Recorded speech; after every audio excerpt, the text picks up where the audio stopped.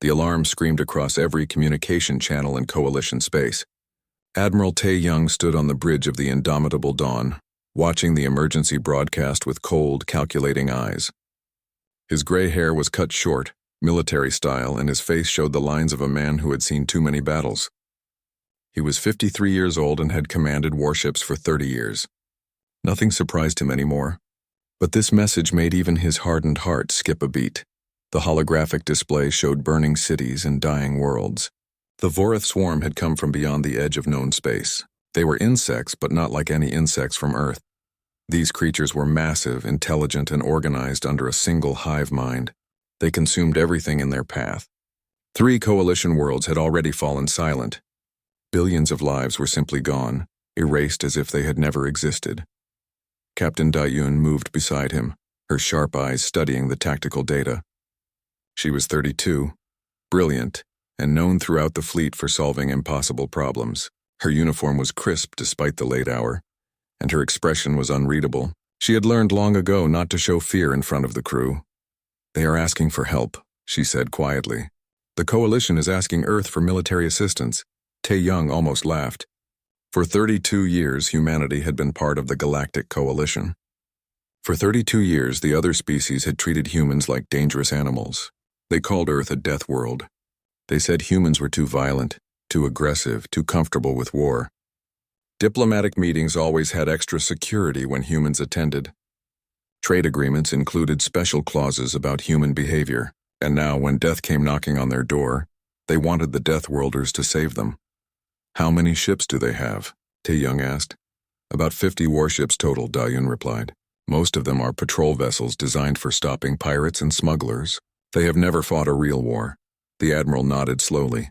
Most coalition species had evolved on gentle worlds. Their planets had mild weather, few predators, and plenty of resources.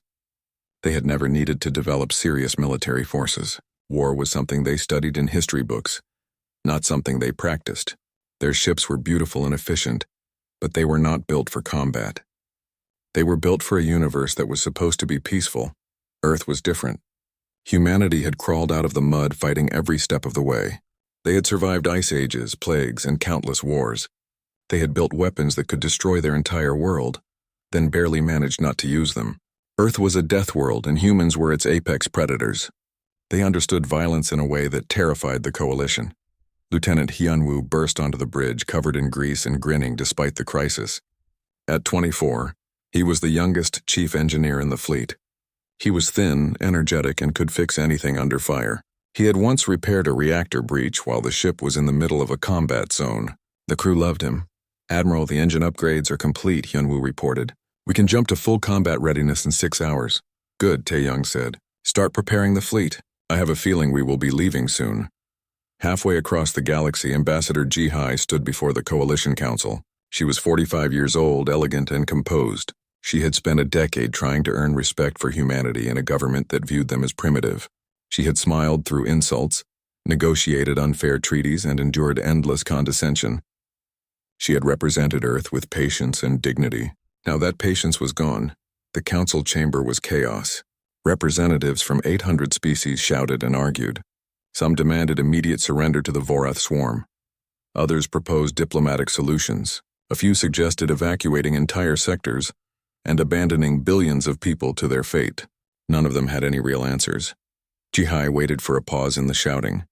Then she activated her microphone and spoke in a clear, calm voice. "I propose we invoke the Mutual Defense Clause," she said. "I propose we request military assistance from Earth." The chamber fell silent. Then the shouting started again, louder than before. A representative from the Koril, a species of fragile amphibians, stood up with trembling hands. "The humans are dangerous," the Quarrel shouted. "They are violent. They will turn their weapons on us." Ji-hai met the representative's eyes. Her voice remained calm, but there was steel in it now. "We are dangerous," she agreed. "We are violent. We come from a world that tried to kill us every single day. We have fought wars that would horrify you, but we are also loyal. We honor our agreements. And when someone asks us for help, we answer." "Can you say the same?" The Quarrel sat down, unable to respond. Another species, the Kraveen, spoke up. They were insectoids, peaceful and gentle despite their appearance. "What guarantee do we have that Earth will help us?" the Kraveen representative asked. Why would they risk their lives for species that have treated them poorly? Jihai smiled sadly. It was a good question. Earth had every reason to refuse. They had been insulted, marginalized, and treated like second-class citizens since joining the coalition. But she knew her people. She knew what they would do. Because that is what humans do, she said simply. We fight for those who cannot fight for themselves. Even when they do not deserve it. The vote took 3 hours. It passed by a narrow margin. The coalition would request Earth's help. As Jihai left the chamber, she felt no satisfaction. She knew what was coming. She knew the price that would be paid in human blood. And she knew that even if Earth saved them, the coalition would probably never truly accept humanity. The message reached Earth within hours. The United Earth Council met in emergency session. There was no real debate. The decision was made quickly and unanimously. Earth would send its third armada, the largest and most powerful fleet in human space. Admiral Tae Young would command the operation. Within 72 hours, 147 warships assembled in orbit around Earth, 12 dreadnoughts, each over 2 kilometers long and bristling with weapons, 38 heavy cruisers designed to punch through enemy lines, 51 destroyers built for speed and firepower, 46 frigates that could operate independently for months, support carriers, supply vessels, and hospital ships. It was the most powerful military force humanity had ever assembled. Tae Young stood in his quarters looking at an old photograph. It showed him as a young lieutenant, standing with his first crew. Most of them were dead now. War had taken them, one by one, over 3 decades of service. He wondered how many more would die before this was over. Da-un knocked on his door and entered without waiting for permission. She knew him well enough to understand when he needed company. "The crew is ready," she said. "We can depart on your order." Tae Young put the photograph away and turned to face her. His expression was calm, but she could see the weight of command in his eyes. "Do you think we can win?" he asked. Da-un considered the question seriously. She never lied to him, not even to make him feel better. "I do not know," she said honestly. "But I know we will fight until there is nothing left to fight with. That is what makes us human." The Admiral smiled grimly. It was true. Humanity had never been the strongest species, or the smartest, or the fastest. But they were the most stubborn. They refused to quit. They refused to surrender. They would fight against impossible odds and somehow find a way to survive. "Then let us go show the galaxy what Deathworlders can do," Tae Young said. The order was given. The Third Armada activated their hyperspace drives and jumped into the void. 147 warships vanished in a flash of light, carrying with them the hopes of a galaxy that had never wanted them. But now the aliens had called for help, and the Deathworlders were coming. The Third Armada emerged from hyperspace at the Coalition staging area, designated Theta 9. 147 human warships materialized in perfect formation, their presence announced by the distinctive energy signature of Earth's military vessels. The Coalition ships already present looked like toys in comparison. Admiral Tae Young watched through the bridge viewports as Coalition vessels scrambled to adjust their positions. Some moved away, as if afraid the human ships might accidentally fire on them. Others simply stayed frozen, their crews probably staring in shock at the armada that had just arrived. The human dreadnoughts alone were larger than anything the Coalition had ever built for military purposes. Captain Da-un stood at her tactical station, monitoring the communications channels. She heard the chatter between Coalition vessels. Most of it was expressions of disbelief. A few voices carried undertones of fear. One transmission she intercepted compared the human fleet to a swarm of predators arriving at a peaceful garden. "They are afraid of us," Da-un observed quietly. "Good," Tae Young replied. "Fear keeps you alert. Maybe they will finally understand that war is not a political exercise. It is survival." A communication request came through from the Coalition flagship, a graceful vessel called the Harmonious Dawn. Admiral Tae Young accepted the call.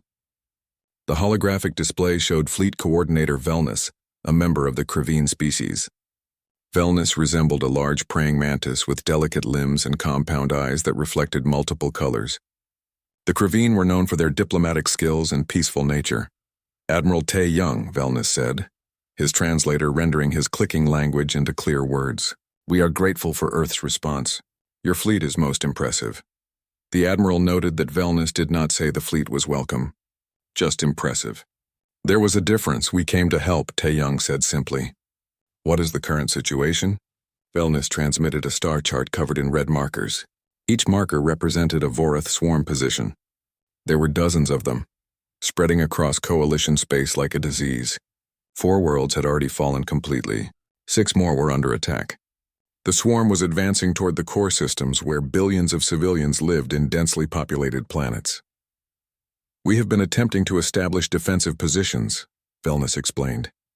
Our strategy is to create fortified lines that the swarm cannot easily breach. We hope to negotiate or find a diplomatic solution while buying time. Da-un made a sound that might have been a suppressed laugh. Negotiate with the swarm? The hive mind had not responded to a single communication attempt. They simply attacked, consumed, and moved on. Negotiation required both sides to want something other than total victory. Tae-young studied the tactical display. The coalition's defensive strategy was fundamentally flawed. By waiting and defending, they were giving the swarm complete freedom to choose when and where to attack. The enemy controlled the initiative. That was how you lost wars. I recommend an immediate counteroffensive, the admiral said. We identify their forward staging areas and destroy them. We hit their supply lines. We force them to react to us instead of letting them dictate the pace of combat. Wellness' antennae twitched nervously. Counteroffensive? But that would mean attacking into Vorath-controlled territory. We would suffer casualties. Many casualties, yes, Tae-young agreed, we would. But fewer casualties than if we sit here and wait for them to mass their forces and overwhelm us. Defense without offense is just slow defeat. The fleet coordinator looked distressed. This was clearly not the response he had expected. The coalition had assumed humans would simply add their firepower to the defensive lines. They had not anticipated that Earth's military doctrine was fundamentally different from their own. I must consult with the Council, Wellness said. This is not a decision I can make alone. The transmission ended. Tae-young turned to Da-un and Hyunwoo, who had joined them on the bridge. They will debate for days, Da-un predicted. By the time they decide, another world will have fallen. Lieutenant Hyunwoo pulled up intelligence data on his tablet. The young engineer had been studying Vorath tactics during the journey. His analysis was thorough despite his youth. The swarm has a pattern, Hyunwoo said. They establish forward bases in conquered systems. These bases serve as staging grounds for deeper invasions. If we destroy their forward bases, we cut off their momentum. They would have to consolidate and rebuild. That buys time, Tae-young nodded.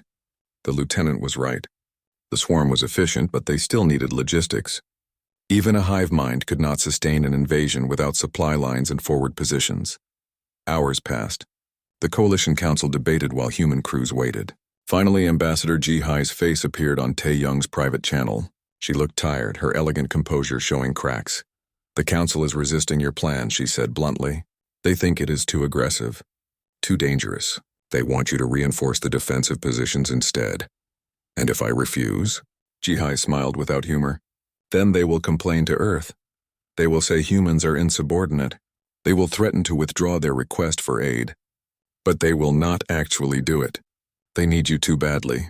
What do you recommend, Ambassador? I recommend you do what you think is necessary to win, Ji-hai said firmly. I will handle the politics. That is my job. Your job is to stop the swarm. Do not let their hesitation cost more lives. The transmission ended. Tae-young stood silent for a moment, weighing his options. Then he made his decision. He opened a fleet-wide channel to all human ships. All vessels prepare for combat operations. Our target is the Vorath forward base at Ryloth Prime. We jump in 12 hours. Command staff, report to the briefing room in 30 minutes. Da-un raised an eyebrow. You are moving forward without coalition approval? I am moving forward with Earth's approval, Tae-young corrected. Earth sent us here to fight. That is what we will do. The coalition can approve or complain. Either way, we are going to war. The briefing room filled quickly. Ship captains, tactical officers, and marine commanders gathered around the holographic display. Tae-young laid out the plan with military precision. Ryloth Prime was a strategic choke point that the Vorath had captured 3 weeks earlier. The planet itself was dead, but its orbital infrastructure had been converted into a swarm staging base. Destroying it would cripple their advance into the core territories. The operation was straightforward. The fleet would jump in at the edge of the gravity well.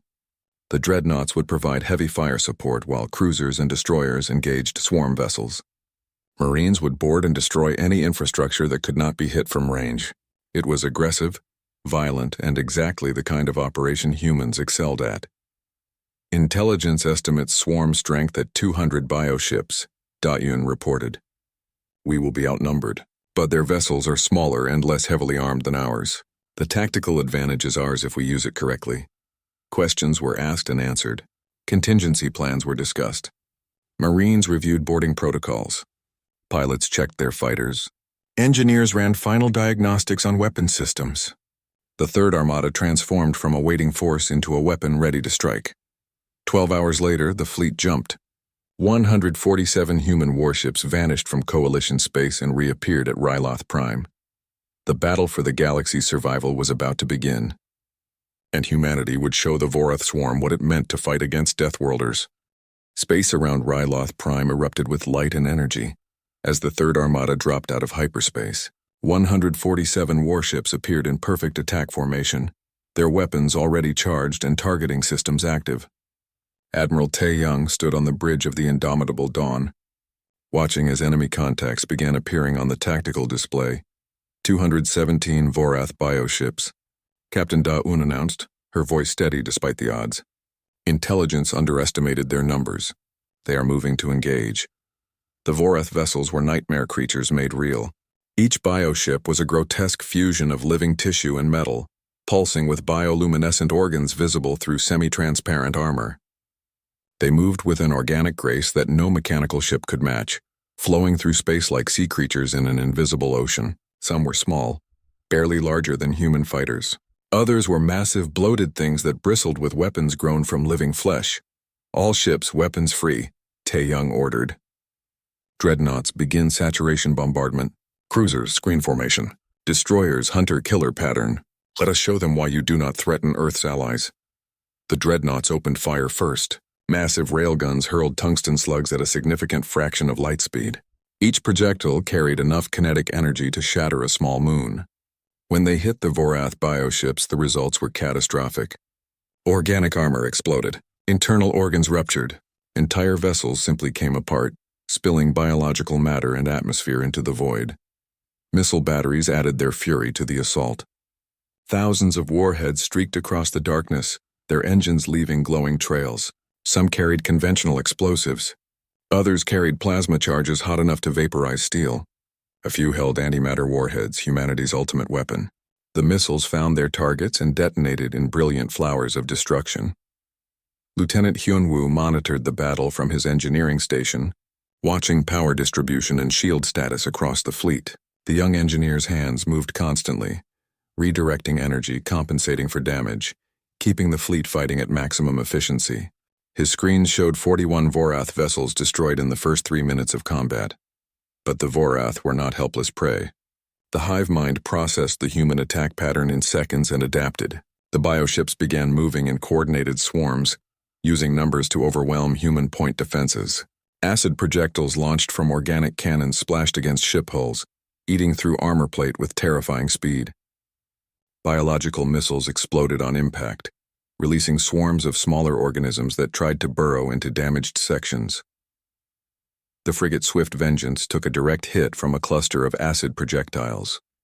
Its shields collapsed, armor dissolved, atmosphere vented into space, freezing instantly into glittering ice crystals. Emergency bulkheads sealed automatically, but 3 decks were exposed to vacuum.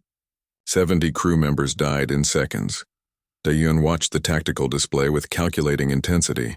The Vorath were swarming, yes, but there was a pattern to their movements. The smaller bioships clustered around larger command organisms, roughly 50 to 1. Those command organisms coordinated the swarm's tactics. They were the key, Admiral. I have a solution, she said. The large bioships are command nodes. If we eliminate them, the smaller vessels lose coordination. Tae Young saw it immediately. His tactical training clicked into place, recognizing the vulnerability. Destroy the brain and the body dies. Or in this case, becomes confused and ineffective. All vessels, new priority targets, he broadcast. Focus fire on the large bioships. Mark them as primary threats. Ignore the small ones unless they directly engage you. The human fleet adjusted its targeting. Dreadnoughts concentrated their heaviest weapons on the command organisms. The first target was a massive creature over 1 kilometer long, covered in pulsing organic sensors. 6 railgun slugs hit it simultaneously. The bioship simply exploded, its internal organs rupturing from the kinetic impact. The 50 smaller vessels around it immediately scattered in confusion, their coordinated movements dissolving into chaos. One by one, the command organisms died. Each death created a pocket of disorder in the Vorath formation.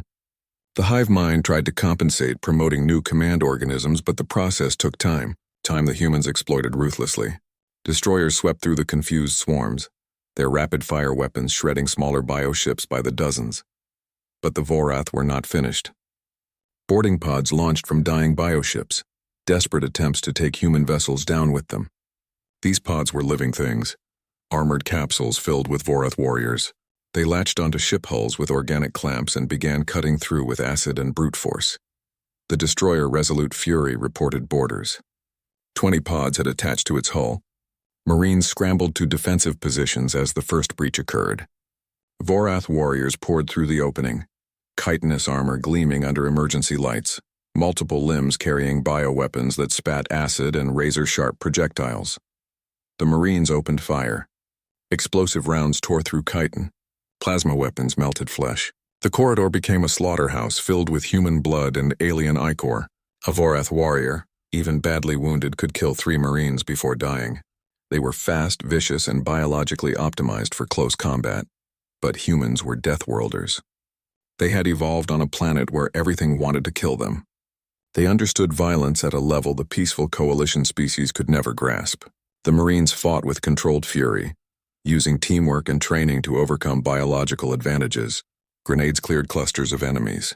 Flamethrowers forced the Vorath back into kill zones. Slowly, section by section, the boarders were eliminated. Similar battles raged across 4 other human ships. The cost was terrible. Every boarding action meant casualties. But the Vorath paid a worse price. For every human killed, 10 aliens died. The psychological impact on the hive mind was significant. These humans were not like the soft coalition species. These humans fought back with a ferocity that matched the swarm itself. 6 hours into the battle, the tide turned decisively. The last command organism was destroyed by a lucky missile strike that penetrated its organic armor and detonated inside its central nervous cluster.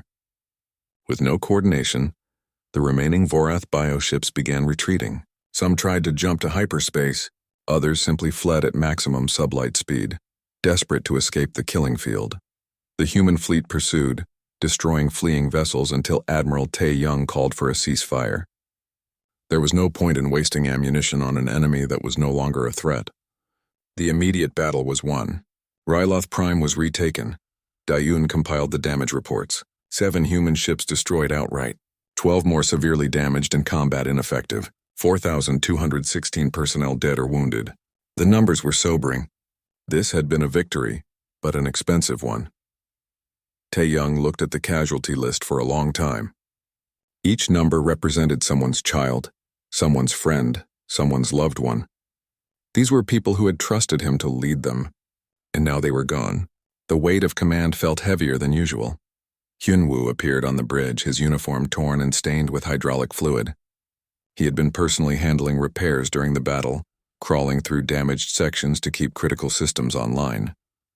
"We held, sir," the young engineer said quietly. "The fleet is wounded, but we held." "Yes," Tae Young agreed. "We held. And we proved something important today. We proved the swarm can be beaten." Daun looked out at the debris field surrounding them. Pieces of destroyed ships, both human and Vorath, drifted in the darkness. The battle was over, but the war had just begun. Somewhere out there, the hive mind was processing this defeat and adapting. The next fight would be harder. "Get me a damage control schedule," Tae Young ordered. "I want every ship combat ready within 72 hours. And prepare casualty notifications for Earth. Their families deserve to know." As the fleet began its grim work of recovering the dead and repairing the damaged, word of the victory spread across Coalition space. Humanity had done what the Coalition could not. They had faced the Vorath swarm in open battle and won. The Deathworlders had proven their worth, but the price of that proof floated in the void around Ryloth Prime. A reminder that victory in war always comes with a cost counted in lives. The Coalition Council chamber was quieter than usual. News of the victory at Ryloth Prime had spread through every inhabited system, and with it came the full casualty reports. Over 4,000 humans dead in a single battle. The number horrified species that measured their military losses in tens or 20s. For them, such casualties were unthinkable. For humans, it was Tuesday. Ambassador Ji Hai stood before the assembled representatives, her elegant diplomatic mask firmly in place. But inside, she was exhausted. She had spent the last 3 days defending humanity's tactics, explaining military necessity to people who thought war could be conducted politely, answering accusations that humans were reckless and barbaric. The irony was bitter. They had called for help, and now they complained about the methods. A representative from the quarrel species stood, his translucent skin showing the rapid pulse of his internal organs. His species was so fragile that a strong handshake could break their bones. 4,000 deaths, the quarrel said, his voice trembling. 4,000 lives lost. This is not acceptable. Warfare should not be this brutal. We must find another way. Jihaya's patience snapped. Her voice remained calm, but there was steel in every word. Another way, she repeated. Tell me, Representative, what other way is there when the enemy does not negotiate, does not surrender, and does not stop until everything is consumed? Should we have sent them a strongly worded letter? Should we have filed a diplomatic protest? The quarrel flinched but pressed on. There must be limits. Rules of engagement. Civilized conduct even in war. Civilized conduct, Jihai said softly. Let me tell you about civilized conduct. The Vorath swarm does not take prisoners. They do not offer terms.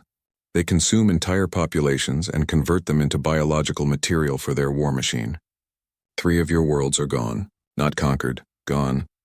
Every man, woman, and child simply erased from existence. And you want to discuss civilized conduct? The chamber fell silent. Several representatives looked uncomfortable. They knew she was right, but accepting that truth meant accepting that their comfortable universe had changed forever. A different representative spoke up. This one from the Draviks, a reptilian species known for their logical thinking. They were less emotional than the quarrel, but still deeply troubled. Ambassador Jihai, the Draviks said carefully. We understand the necessity of military action, but we must also understand the humans. You accept casualties that would destroy our entire military force. How can your species endure such losses? It was an honest question, asked without malice. Jihai appreciated that. She took a breath and gave an honest answer. Because Earth taught us that survival has a price, she said. Our planet tried to kill us in every way possible. Ice ages, droughts, predators, diseases. We are descended from the ones who refuse to die. We learned that sometimes survival means sacrifice. We learned that protecting others requires being willing to suffer. We learned that freedom is never free. She paused, gathering her thoughts. Every human knows someone who died in service. Every family has lost someone to war, disaster, or tragedy. It is woven into our culture. We do not accept death easily, but we understand it is sometimes necessary. That is what makes us dangerous. That is what makes us Deathworlders. And that is why you called us for help. The council processed her words in silence. Then the session was interrupted by an urgent transmission. Fleet Coordinator Velnus appeared on the main display, his insectoid features showing unmistakable distress. Council members, we have a situation, Velnus announced. The Vorath swarm is moving. Intelligence indicates they are massing for an assault on Telvin 4. If that system falls, we lose our primary shipyards and industrial capacity. The war will be over. Panic rippled through the chamber. Telvin 4 was one of the most important coalition worlds. Billions of civilians, massive orbital infrastructure, irreplaceable industrial facilities. Losing it would be catastrophic. Across the galaxy, Admiral Tae Young received the same intelligence report. He stood on the bridge of the Indomitable Dawn, studying the tactical display with Captain Da-Un and Lieutenant Hyun-Woo. The situation was grim. 350 Vorath bioships, Da-Un reported, plus 6 hive carriers.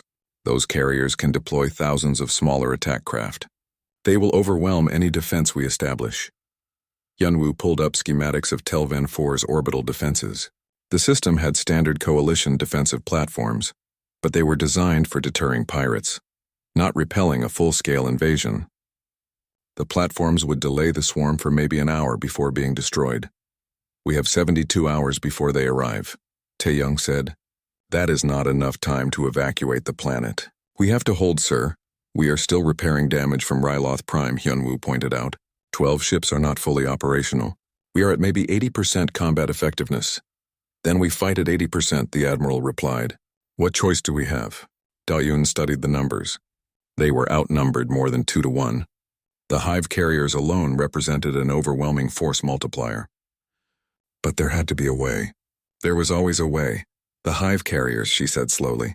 They are the key. If we can destroy them, the swarm loses its ability to deploy attack craft. Their numbers advantage disappears. Tae-young nodded. He had been thinking the same thing. But hive carriers were massive, heavily armored and surrounded by defensive bioships. Getting close enough to damage them would require something desperate. Boarding action, he said quietly. We send Marines directly into the carriers. Sabotage from inside. The bridge crew fell silent. Boarding a hive carrier would be suicide. The casualties would be catastrophic. But it might work. It might be the only thing that would work. I need volunteers, Tae-young said. I will not order anyone into a mission like this. Da-Yun stepped forward immediately. I volunteered to lead the assault on the first carrier. The Admiral started to object, but she cut him off. Sir, you need someone who understands tactics and can make decisions in real time. That is me. Besides, you need to stay alive to command the fleet. I am more expendable. Tae-young wanted to refuse. Da-Yun was too valuable, too skilled, too much like a daughter to him. But she was also right. The mission needed the best tactical mind available, and he could not command the fleet from inside a hive carrier. Very well, he said finally. Assemble your teams. 6 carriers means 6 assault groups. I want the best Marines we have. Over the next 72 hours, the Third Armada prepared for the most dangerous battle of the war. Repairs were rushed to completion. Ammunition was distributed. Marines trained for boarding operations, practicing in mock-ups of what they thought hive carrier interiors might look like. Everyone knew the odds. Everyone understood that many of them would not survive. But no one hesitated. This was what they had come to do. Ambassador Ji-hai arrived at Telvin 4 ahead of the fleet. She met with the planetary governor, a stoic Dravix named Kelvin who showed more courage than most coalition leaders. Together, they organized civilian shelters and evacuation priorities. If the defense failed, at least some people might survive. On the morning of the battle, Tae-young stood alone in his quarters. He had written letters to the families of the command staff, to be delivered if he died. He had reviewed his will and made peace with his choices. Then he put on his uniform, straightened his shoulders, and walked onto the bridge. The crew saw their admiral and drew strength from his calm presence. If Tae-young was not afraid, then maybe they could be brave too. Da-Yun suited up in combat armor, checking her weapons with mechanical precision. Around her, 300 Marines prepared for the boarding assault. They were the best humanity had to offer. Volunteers all. They knew the cost and accepted it. One Marine, a young woman barely 20 years old, looked terrified but determined. Are we going to die, Captain? The young Marine asked. Da-Yun met her eyes honestly. Probably. But we are also going to save billions of people. That is worth dying for. The Marine nodded and gripped her rifle tighter. Around them, others made similar calculations and reached similar conclusions. They were Deathworlders. They did not run from danger. They ran toward it. The Voroth swarm arrived right on schedule. 350 bioships dropped out of hyperspace in attack formation. The 6 hive carriers hung back, already beginning to spawn smaller attack craft. The space around Telvin 4 became a killing ground, and the Third Armada rose to meet them. 147 warships standing between the swarm and billions of innocent lives. The battle for Telvin 4 began with fire. The orbital defense platforms opened up first, their automated weapon systems tracking Voroth bioships and unleashing streams of projectiles. Explosions bloomed across the void as platforms and bioships traded fire. The platforms were outmatched from the start. One by one, they were destroyed, consumed by acid or shredded by living weapons. They bought the Third Armada 12 precious minutes. Admiral Tae-young watched from the bridge of the Indomitable Dawn as his fleet moved into defensive formation. The dreadnoughts formed the anchor, their massive hulls positioned between the swarm and the planet. Cruisers spread out in screening positions. Destroyers prowled the flanks, ready to strike at any weakness. It was a textbook defensive formation, and Tae-young knew it would not be enough. They had to go on offense. All ships begin engagement, he ordered. Dreadnoughts target the hive carriers. Cruisers and destroyers screen formation. Keep the small ones off us. Boarding teams prepare for launch. The human fleet opened fire with synchronized precision. Railgun slugs crossed the distance at relativistic speeds. Missiles accelerated on pillars of flame. Energy beams carved through space, heating the void itself. Dvorath bioships took the barrage head-on, organic armor exploding under the assault. Dozens died in the first volley, but the hive carriers were different. They were massive things, each over 5 kilometers long, protected by layers of reinforced organic armor, and surrounded by clouds of smaller bioships. The railgun slugs that would have destroyed normal vessels barely penetrated their outer shells. They were designed to survive, to keep spawning attack craft no matter how much damage they took. From the bellies of the hive carriers, thousands of biofighters launched. They swarmed like angry insects, filling space with their numbers. Each fighter was barely larger than a human shuttle, but carried enough firepower to cripple a frigate. They moved in coordinated waves, adapting to human tactics in real time. Human fighter squadrons scrambled to intercept. Lieutenant Hyunwoo coordinated point defense systems across the fleet, prioritizing targets and managing overlapping fields of fire. His screen showed a chaotic mess of red and blue icons, enemies and friendlies mixing in a three-dimensional battlefield where death came from every direction. Inside Assault Shuttle Alpha 1, Captain Daun checked her armor seals one final time. Around her, 50 Marines did the same. They were packed into the shuttle like ammunition in a magazine, waiting to be fired at the enemy. The plan was simple in concept, suicidal in execution. 6 shuttles would punch through the swarm defenses and latch onto the hive carriers. The Marines would breach the organic hulls and fight their way to the biocores, the central organs that controlled each carrier. Destroy the biocore and the carrier died. The shuttle pilot's voice crackled over the comm. 2 minutes to launch. Recommend you all make peace with whatever gods you believe in. Daeun smiled grimly.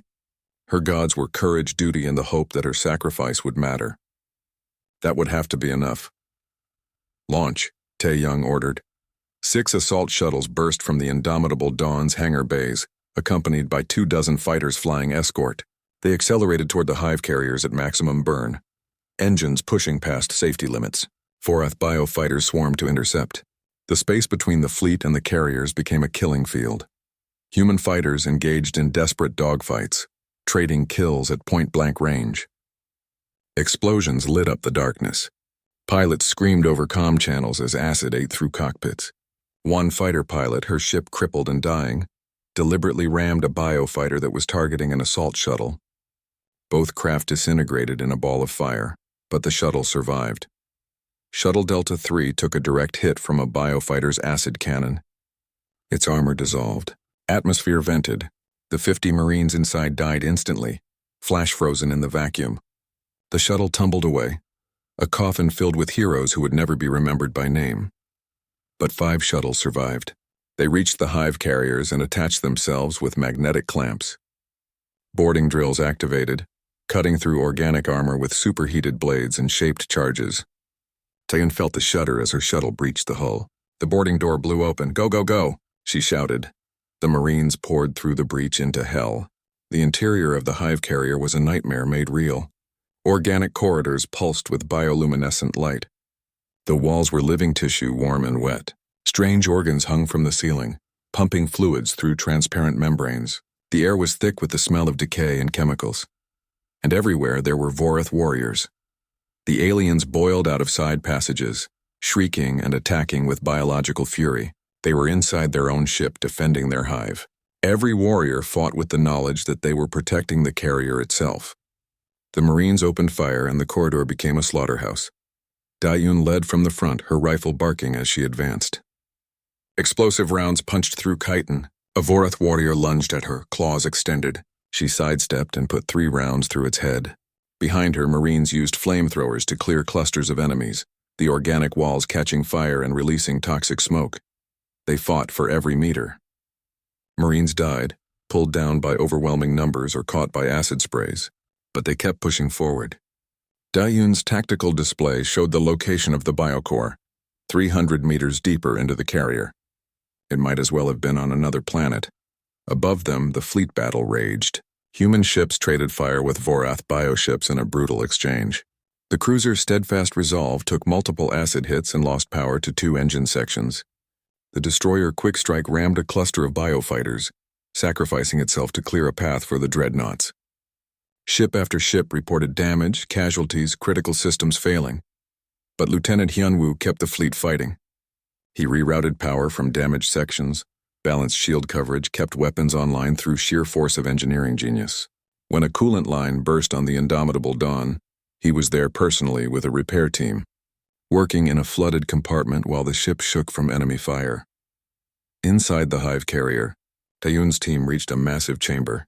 The biocore hung in the center, a pulsing mass of organs and neural tissue the size of a building. It was beautiful and horrible, a living brain that coordinated thousands of organisms. Destroying it would kill the entire carrier. Plant the charges, Taeyun ordered. Marines moved forward carrying demolition packs. Vorath warriors poured into the chamber from every entrance, a final desperate defense. The firefight was point-blank and vicious. Taeyun emptied her rifle, switched to her sidearm, then to her combat knife. A warrior grabbed her, claws digging through armor. She drove the knife into its eye and twisted. The charges were set. Taeyun triggered the timer. 30 seconds. She keyed her comm. All teams, charges planted. Get out now. The Marines retreated, fighting every step. Taeyun was the last one through the breach, diving into the shuttle as it detached from the dying carrier. The explosion was silent in vacuum but visible as a brilliant flash. The hive carrier shuddered, its biocore destroyed. Internal organs ruptured. The massive ship began tearing itself apart from inside. One by one, the other hive carriers died. 5 had been successfully sabotaged. The 6th was destroyed by concentrated dreadnought fire, its armor finally failing under sustained bombardment. With the hive carriers gone, the Vorath attack craft lost their coordination and supply source. They became scattered, vulnerable, easy targets. Admiral Tae-young saw the tactical display shift from desperate to manageable to victorious. All ships, he broadcast, press the attack. Do not let them regroup. We end this here. The human fleet surged forward with renewed energy. They had taken terrible damage, but they were winning.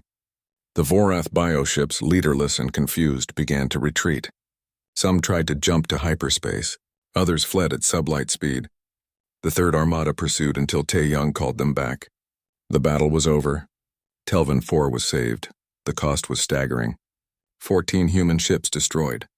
23 more crippled beyond immediate repair. 9,342 personnel dead or wounded. Of the 300 Marines who had boarded the hive carriers, only 87 survived. Taeyun was one of them, her armor scorched and dented, her body covered in bruises and minor wounds, but alive.